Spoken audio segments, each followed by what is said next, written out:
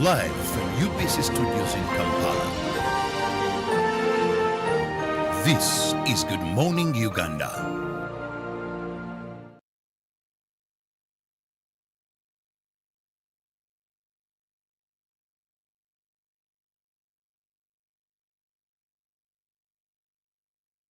Here from long time. Good morning, and thank you so much for being with us. Welcome to Good Morning Uganda Agenda. I'm Robert Chirabo. Happy knowing that you're seated and you're watching wherever you're watching from. But don't forget, we are always here from 6:30 till the hour of 9 and an extension from 9 to 10 with Good Morning Uganda Extra. Now, some schools have opened, others are yet to open. And today I want to discuss issues concerning education. And with me, I have competent people to discuss issues of education and also focus on how best we can improve certain things. And today I want to look at analyzing the scope of education as Uganda lives its dreams. Join me, welcome Muhindo Richard, who happens to be the Senior Head Teacher and Administrator, Dream Africa Schools. Thank you, sir. And then just next to him, I have Ritesh Mishal, if well pronounced, who happens to be the Director and Founder, Dream Africa Schools. You're most welcome. Good morning. My name is Ritesh Mishra. I'm the Founder Director for Dream Africa School Network. I'm happy to be here at Good Morning Uganda. And just next to me, I have the CEO, who is Nidi Sherry. Good morning, Uganda. I'm happy to be a part of this show. Thank you. Now, to begin with, let me begin with Muhindo. When we talk about education, I just need each of you, your view or your opinion on what education is. Muhindo. Yeah, education is just accumulated experiences we acquire right away from the time we are born up to the time we die. All the experiences we acquire through this journey, that amounts to what we call education. In its broad sense, it is actually all that surrounds us in our environment from the time we are born up to the time we die, influencing us in very many circumstances. And if well handled and planned, then education leads us to successful living the environment. Okay, then Marshall, your definition or understanding of education. I would say education is preparing for life. You know, we should be able to equip ourselves with enough knowledge that any unforeseen circumstances should not be so daunting. You know, we had recent experiences of the pandemic. Many countries found themselves very wanting. They were not prepared for the world which can bring up surprises. So is our education system preparing our children for that future?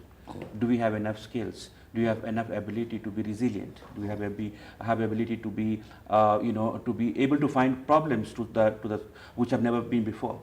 Can we find solutions to the unknown problems? Yeah. So for me, education is preparing for future much as the present day-to-day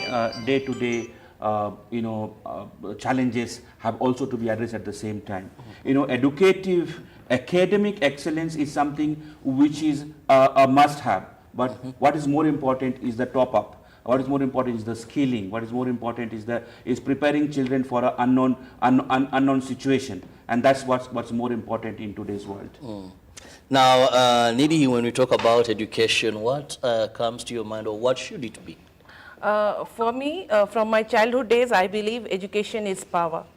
It is important in each and every way of life. Since the childhood, when we start learning, that is the time when our mind starts developing. And they should know why it is important, and it also gives us the ability to think in the worst condition, like Mr. Ritesh told, COVID. So it is very important for us to be educated, and education makes the man also a perfect person, which brings the ability to think and move forward in the rare circumstances also. Now that takes me back to Masha, when we talk about education, well described, everyone has given us their views. You said it's preparing people for the future. Now, how has Uganda's education system fared, in your opinion, still? Of course, you see, every system is a work in progress. I would say that any system across the world, however perfect they are, there always needs some things to be worked upon. We are very appreciative of the Ministry of Education taking a positive, progressive steps. If you look at the new curriculum in secondary, I think it is very welcoming. Of course, as operators of schools, we might find few challenges here and there to implement it. But then, having said that, I think it's very important that we welcome these initiatives. We prepare ourselves as schools, as network, to deliver on the curriculum. Of course, it means that we need to do more investments in terms of teacher preparation. We need to invest more in our libraries, in our laboratories, in our computer labs. Yeah, and it is very important that we are ready to deliver an international class curriculum. Of course, primary curriculum, again, there has been a lot of effort put by the Ministry of Education. What is important is the right interpretation of the curriculum, and which as schools it is important to invest in that. As Dream Africa School Network, we ensure that the teachers are able to interpret the curriculum very well. You see, a lot of our parents ask us, do you deliver national curriculum or international curriculum? My answer to them is simple, that no matter what curriculum you deliver, at the end of the day, you are teaching mathematics, you are teaching science, you are teaching social sciences. Yeah, it doesn't matter what the curriculum outlines are, objectives are, but how you deliver the curriculum is important. How you make the child think is important. How you make the child experiment is important. How you make the child explore is important. Yeah, so I think Uganda curriculum is a work in progress. A lot of positive steps have been taken, and we believe with the cooperation between the think tank, the NCDC, the ministry, and the schools, we should be able to make it even better. But also, let me ask you now, when we talk about Dream Africa schools, what curriculum do you deliver? We do national curriculum. The national curriculum to the core, but we deliver in truly international standards. We believe in teaching outside the classroom. We believe that students should have their own time to think. We believe that there is the teacher is just a facilitator. He initiates thinking. He initiates the initial knowledge giving. But then exploration should be left to the students. We should not be writing answers for the students. We are a fan of open book test. You give children books to read and let them find answers. And because that is how the real world is. In the real world, you don't have ready-made problems for you to solve. You have these problems which you may not have encountered. So how do you find solutions? In a classroom, that's what we need to do. We need to prepare children for that. So our delivery is to the international standards, though we want to ensure that we match A to A, Z to Z to the national curriculum standards. Okay. Now, Mohindo, when we talk about the abridged curriculum, something that the director just referred to. Now, please first take us through this, and what is your assessment about this? Okay. As changes continue to happen in the environment, more especially the pandemic which befell the globe in 2020, March, entering our nation here, our education technical plan had immediately came in with a solution to align, actually abridge the curriculum. It was just alignment of topics right away from P1 up to upper classes that could actually summarize all the learning experiences in the shortest possible time, given the challenges that affected the globe economically, socially, politically, that could actually try to bring common solutions to our problems. And for the last 3 years, having been hit or affected by this pandemic, it is the system of teaching and learning we have actually been pushing ahead. Given this time that we have a little bit settled and gone back to our normal standards of living, it is next year that we are now coming back to our old curriculum and doing away with the abridged curriculum. So in this alignment of topics, there are some topics that they saw necessary not to be handled in particular classes at that material time. They had to be looped into other steps of other classes, so that at least within that shortest possible time, having been hit by the pandemic, there is something across our nation that these scholars or students of ours have acquired from the system.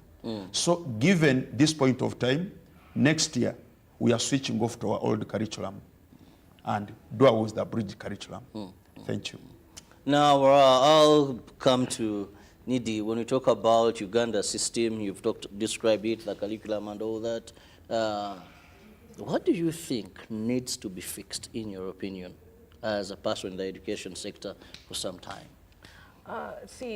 We need the continuity of lessons which is happening, okay? Whatever is the curriculum, we have to follow it sincerely. There should not be again that pandemic which hit the country and it impacted the students in a very worse manner. So it should not happen again. Together with that, the teachers should be very serious in the classrooms together with the students. The delivery should be on time and the syllabus should be followed exactly whatever is in the curriculum.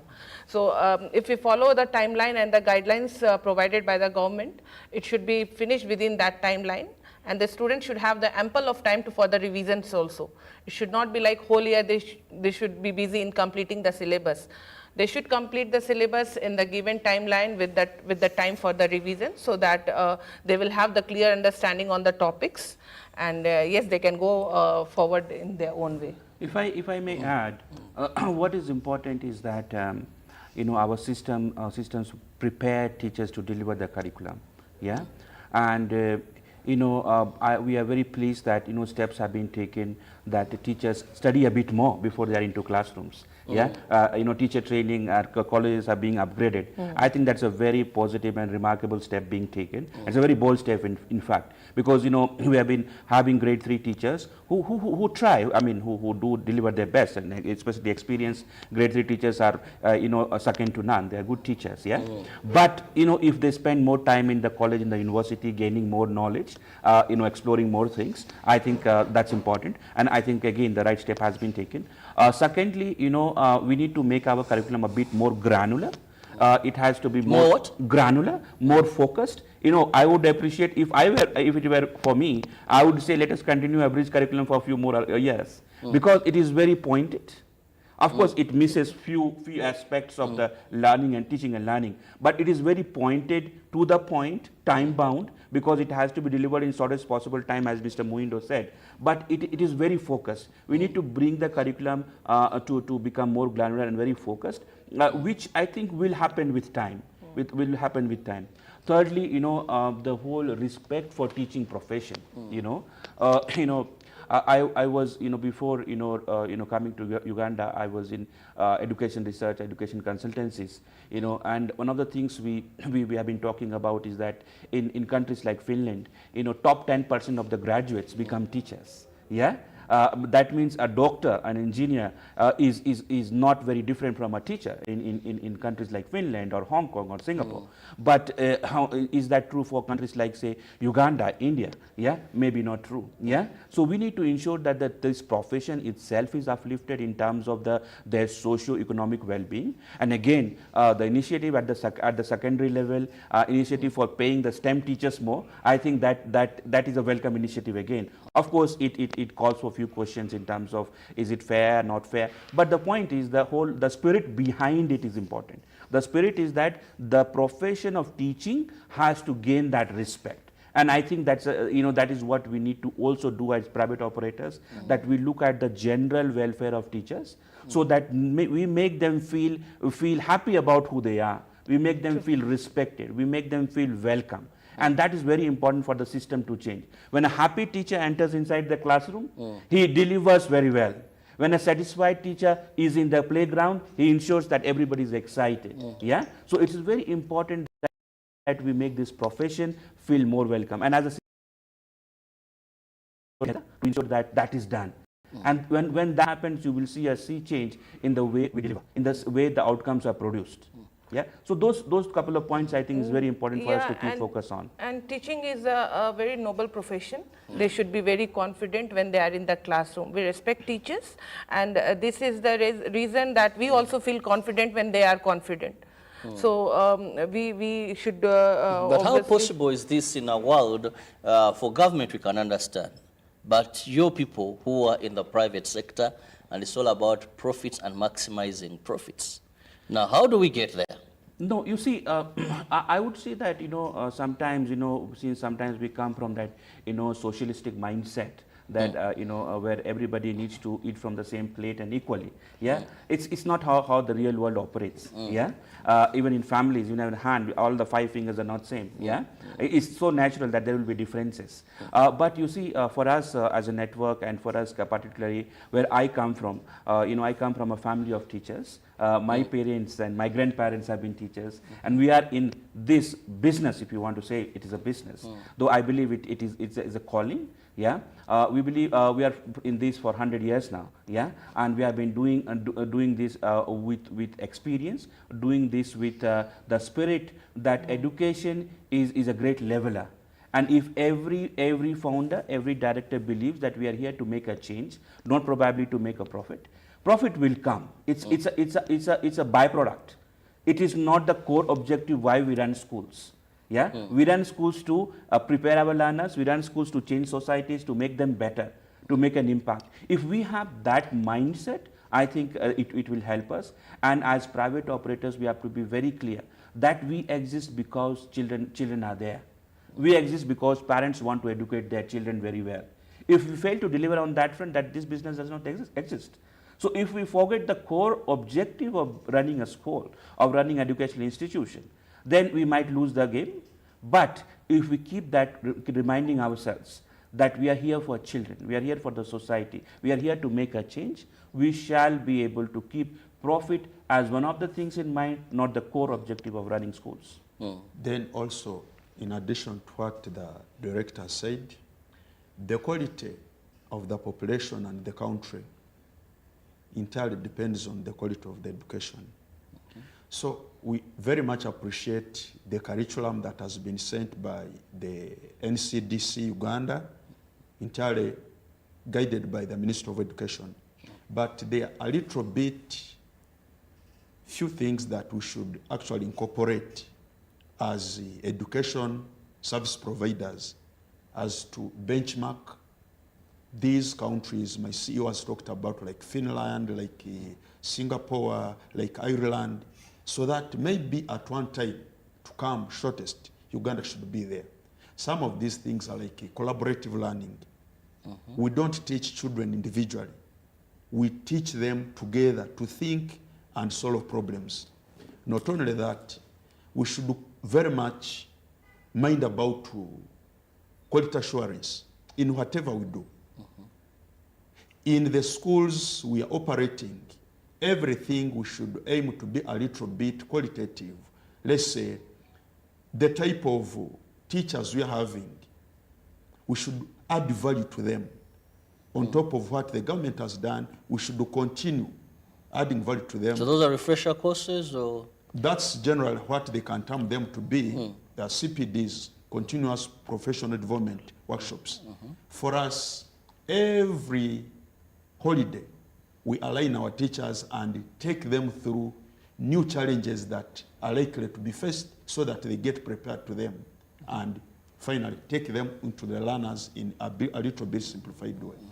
Not only that, we also have other programs like skilling. In 30 years back, when some of us faced chalkboard work, we just knew only that if you cannot speak very good English, you do mathematics and physics, then there is no future for you. But the pandemic, COVID came and changed everything. So on top of the education we are providing, we should add on a bit of spicing by giving extra skills, hands-on.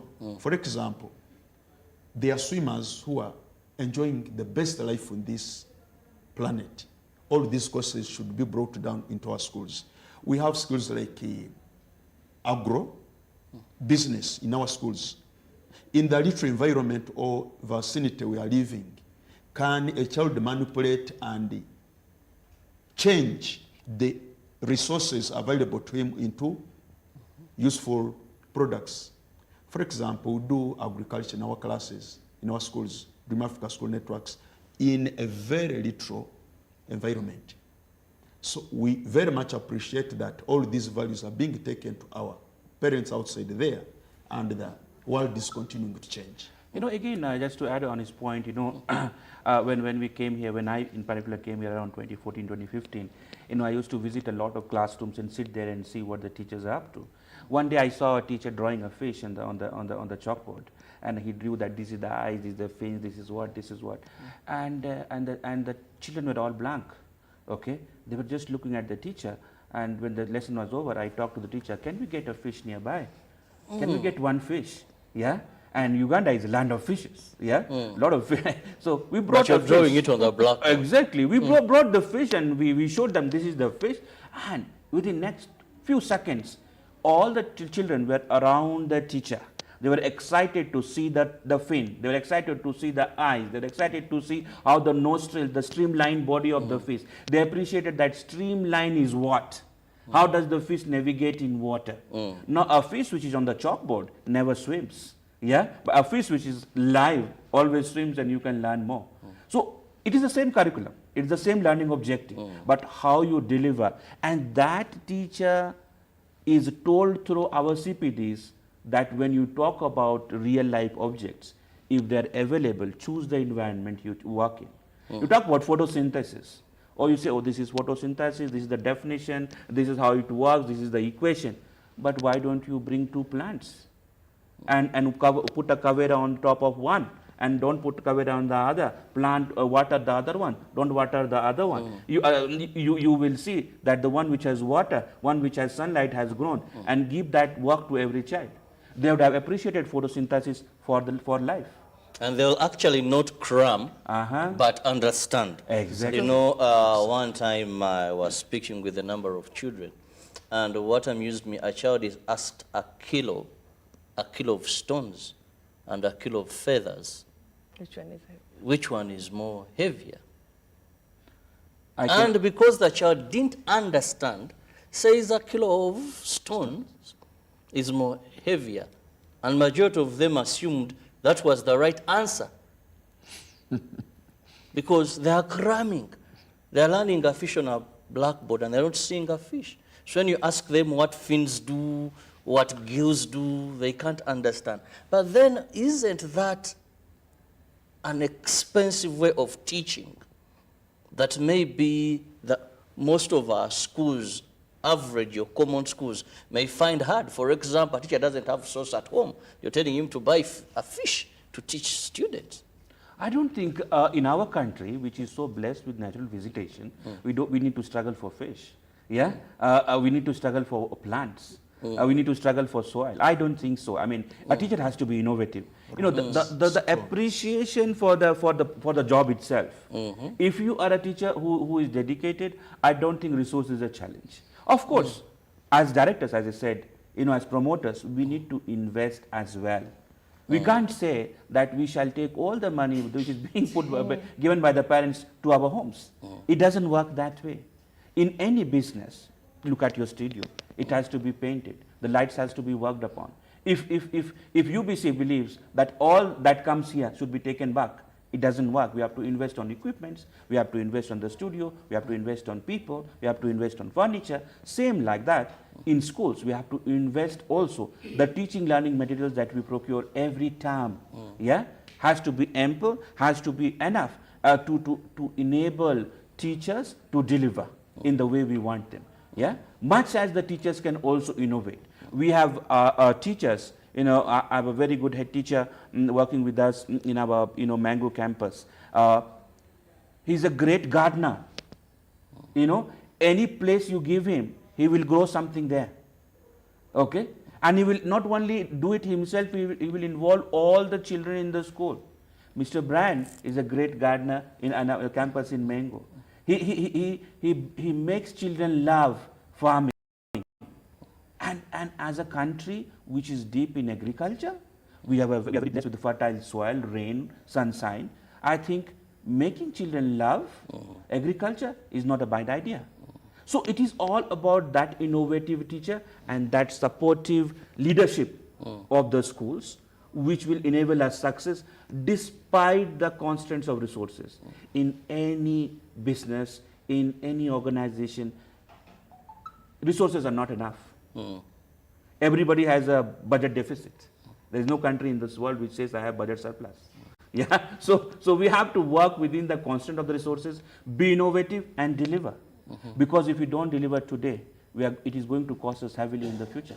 So you rather do it now than wait when we have ample of resources. That time will never come. That time will never come. Yes, you have to supplement? Yeah, and the thing is, these experimental learnings, small experimental learnings like with the leaves, with water, with fish, it's not about for that day only. It leaves an impact on the children's mind, so that they will not forget the elementary understanding about that topic. Whether it's photosynthesis, whether it's evaporation, so it will be there with the student for lifelong. Wherever they are, they will not forget what things are that. What is evaporation? What is chlorophyll? They will have the complete idea. So it is good to implement those things in the system because we are preparing these children for the future. It's not that today they are in P2. P2 things will not work in P3 or in the coming time. The understanding should be very clear. It should not be like a classroom repeating learning that you tell, I am also telling the same thing, repeating and learning the answers. No. It should be very elementary, experimentals, which should be with the child for a long process of a life. I'll give you a very good example. Recently, I was in India to attend to my sick mother. The doctors came and they said, okay, I asked what is the issue.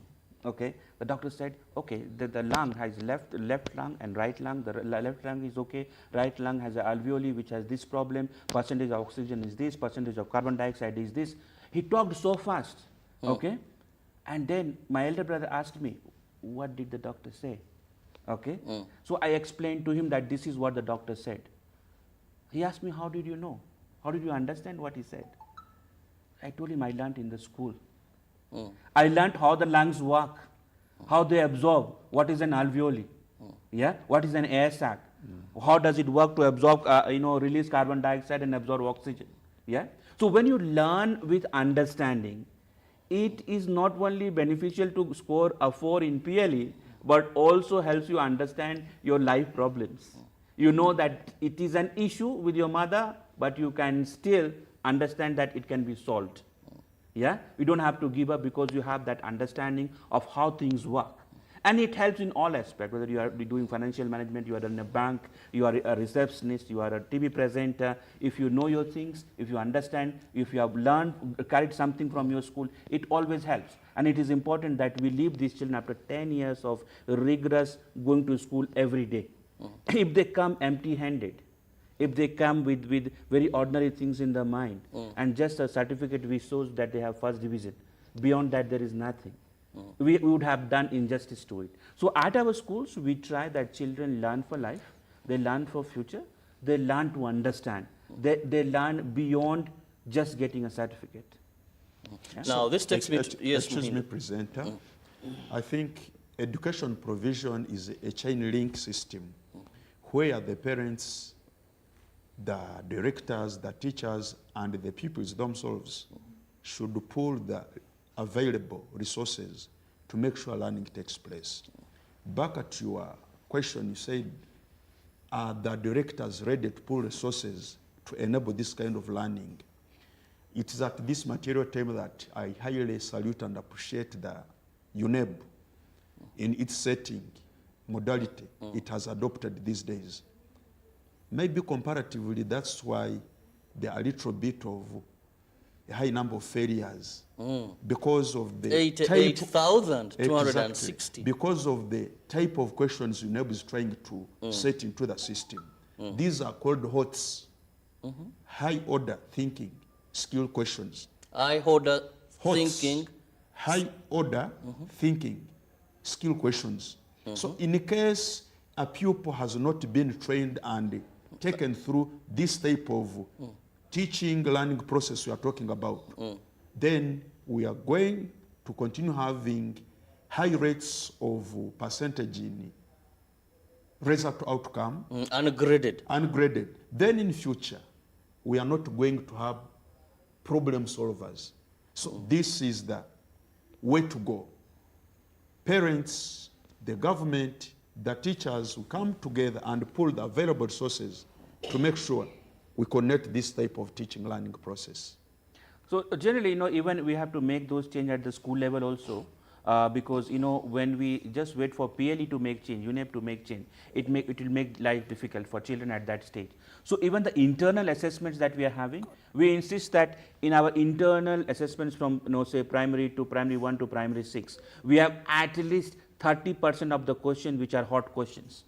If you have high skill questions, they are prepared for that. And many countries have changed. For example, if you look at the transformation which has happened in Hong Kong or in Singapore in terms of educational attainment, it has happened because they have changed the assessment at the exit exam level. They have changed how PLE is being marked. Their O and A levels are very different because the examination calls for thinking, calls for exploration. And when you change there, you have to also align your teaching and learning practices according to that. So at Dream Africa schools, we also ensure that our internal assessments are such that we don't inflate the achievements to make the parents very happy. Okay, we will put the hot questions so that we prepare them gradually. So in any surprise, like people say, oh, this time UNEP gave a surprise paper. Paper was not up to standard, but that's not true. Paper was very much up to the standards, but the fact is, have we been teaching? Have we been teaching to the extent that children are able to answer anything that comes there, or at least put their minds to answer? Yeah. If they partially answer a tough question, they would still get marks. Yeah. So we need to ensure that our teaching learning starts in the same way, right from P1 to up to P7 or O and A levels, such that children are prepared. Now, Nidi, when you talk about Dream Schools Africa, what are these schools like? And you've been very analytical on our education system, what it should be. Is this how things are being done? What makes you unique? Briefly, because time is running. Dream Africa Schools is a network of schools, and we have these schools in each and every corner of Kampala, mostly. Okay, we have seen the community which are middle class, mostly, or middle to upper class, and everyone is not having those dollar giving schools. Okay, they can't send their students to the dollar paying charging schools. So what we have come with the idea that see, community should learn. Okay, and we have kept a nominal fees which is very okay for the operations and all, but above all with the fees, we believe in teaching. Those who come to our schools, they learn. When they go outside and they speak about the courses they are learning, about the topics they are learning, people feel that where they are getting these things from. So our schools, they teach. Our teachers are well competent. They teach the students very well. With terms of the diet, we provide the balanced diet to the students. Balanced diet, whether it's a protein, vitamin, carbohydrate, fat, it is very in equal proportion. Every day we have the balanced diet menu. It is before the term starts, we prepare it, okay, and we get it confirmed that yes, this is okay for a child from 4 years to P7 students to give. And yes, we believe the healthy child is a happy child. And when their tummy is full, their mind works, they learn nicely. So that is the one thing. Second, we also believe in empowering women. We have lots of teachers and internal staffs which are women, and they need a helping hand. So we are also trying to engage these ladies in our schools, and they are doing pretty well. So I'm happy on that note also, and yes, this is how it makes us unique. And being in every corner of Kampala, it is not very tough for the parent to enroll their children. We have the boarding schools also. And we have many branches. So before I go for the branches, I will request our founder to elaborate on this. Yeah, thank you. I think the briefly, because time is sure. against us. The positioning of the schools is such that aspirational parent, a parent who wants a secure future for the child, brings the children to our school and gets the value for money. Yeah, because to get money in this economy is not so easy. So value for money is very important. What you're paying, are you getting enough out of that is very important. And through various mechanisms, processes, systems that we have built over the years, I think we have been able to deliver consistently. Yeah, we are targeting that. We are targeting the future. We are not into short-term thinking about earning some money out of schools. Because school, given, as I said, my background is that we are in this business for last 150 years. Yeah, and we believe that it's a long-term investment, and we believe that every parent who wants a secure future, who wants their child to go to a secondary school and be enlightened. We have children who get a 7 and they outcompete those who get 4s. Yeah, because our children have learned with understanding. Okay. Yeah? Now, Muhindo, or your parting shot as we move out of here. Okay. Once again, I'm Muhindo Richard, Senior Administrator and currently Head Teacher of Dream Africa School, Namasuba. Really, it is quite a blessed moment at this time to unleash our network of schools to our viewers outside there. We have branches in Mukono, we have them in Wakiso, we have them in Kampala, and another one in Jinja. Come and visit our branches, ask questions and explore. You are really going to get the best of the quality of education that will prepare the minds of learners to become deep thinkers and problem solvers in this challenging environment we are living in. Well, I want to thank you so much, my guests. I must leave room for that sportsman to give us sports updates. Well, thank you so much. Live. More so with that health analysis of what education should be. See you in the next hour. Good morning. Thank you.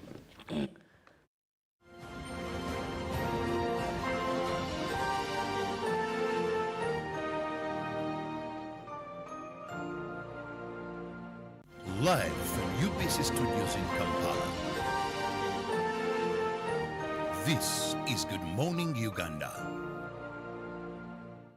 Well, welcome everyone to the biggest game on the continent. And you have to. You've got to just seize those moments and enjoy them as much as you possibly can.